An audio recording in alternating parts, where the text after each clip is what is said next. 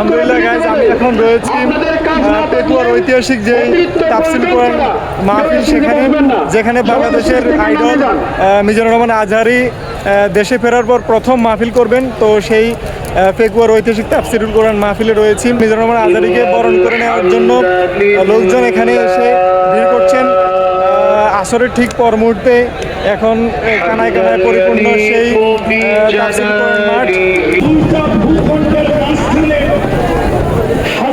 আপনারা দেখতে পাচ্ছেন যে ডক্টর মিজানুর রহমান আজহারি এই হেলিকপ্টার যোগে তাফসীরুল কোরআন মাহফিলের মাঠে তিনি ল্যান্ড করবেন।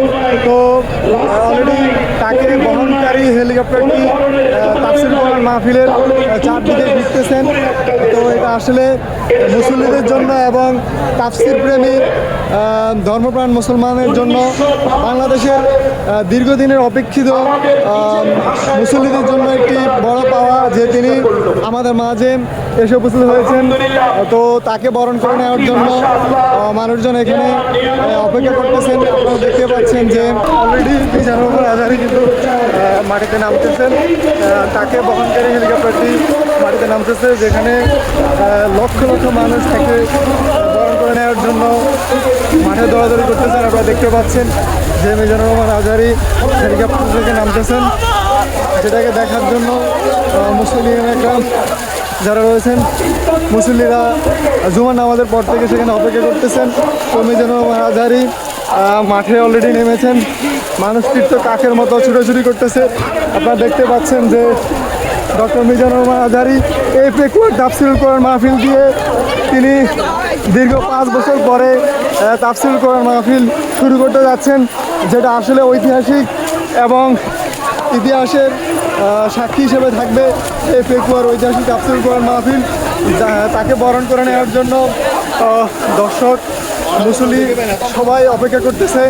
দূর দূরান্ত থেকে বাংলাদেশের বিভিন্ন জেলা থেকে মানুষজন এসছে যে ডক্টর মিজানুর রহমান আজহারিকে বরণ করে নেওয়ার জন্য। আপনারা দেখতে পাচ্ছেন আমরা আসলে তাকে দেখার জন্য মানুষজন ছুটে আসছে। প্রচুর পরিমাণে মানুষজন এখানে সমবেত হয়েছে।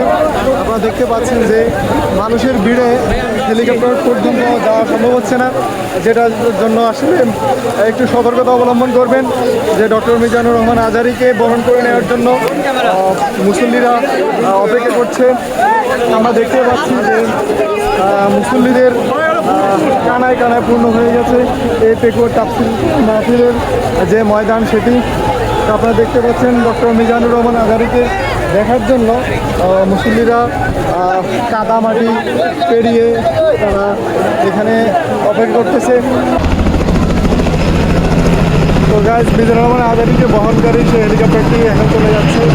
তিনি ইতিমধ্যে আমাদের মাঝে এসে এবং হেলিকপ্টারটি চলে যাচ্ছে।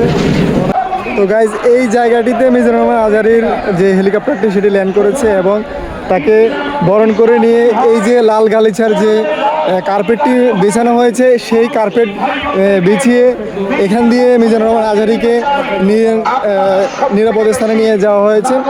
তিনি তার যে গন্তব্যস্থানে যাওয়ার কথা ছিল সেখানে এই লাল গালিচার কার্পেটটিতে ছড়ে তিনি চলে গেছেন। আসলে বাংলাদেশের মানুষ যে আলেম ওলামাকে কতটুকু ভালোবাসে আর মিজানুর রহমান আজহারিকে কতটুকু ভালোবাসে সেটার প্রমাণ এই পেকুয়ার ঐতিহাসিক তাফসীরুল কোরআন মাহফিলে রেখেছে। যেটা আমরা দেখতে পাচ্ছি যে লাল গালিচার যে কার্পেট মোড়ানো গালিচা সেটা দিয়ে মিজানুর রহমান আজহারিকে নিয়ে নেওয়া হয়েছে এখান থেকে। তো আপনারা দেখতে পাচ্ছেন এতটুকু ভালোবাসা বাংলাদেশের মানুষ মিজানুর রহমান আজহারিকে দিয়েছে, যতটুকু আসলে সারা বিশ্বে আলেম ওলামাদেরকে কতটুকু দেওয়া হয় সেটা জানি না। তবে বাংলাদেশের মানুষ তাকে সর্বোচ্চ ভালোবাসা দিয়ে বরণ করে নিয়েছে। যেহেতু দীর্ঘ 5 বছর পরে তাফসীরুল কোরআন মাহফিলে তিনি ফিরেছেন পেকুয়ার তাফসীরুল কোরআন মাহফিলে মাধ্যমে, তো তাকে সেইভাবে বরণ করে নেওয়া হয়েছে। আপনারা দেখতে পাচ্ছেন যে লাল গালিচার এই যে বিষয়টা, আসলে আমি একজন মুসল্লিকে পেয়েছি, উনি অনেক দূর থেকে আসছে। কোথা থেকে আসছেন আপনি? মাতার বাড়ি থেকে আসছেন। তো মিজানুর রহমান আজহারিকে যে লাল গালিচা দিয়ে আপনারা বরণ করেছেন, কেমন লাগতেছে?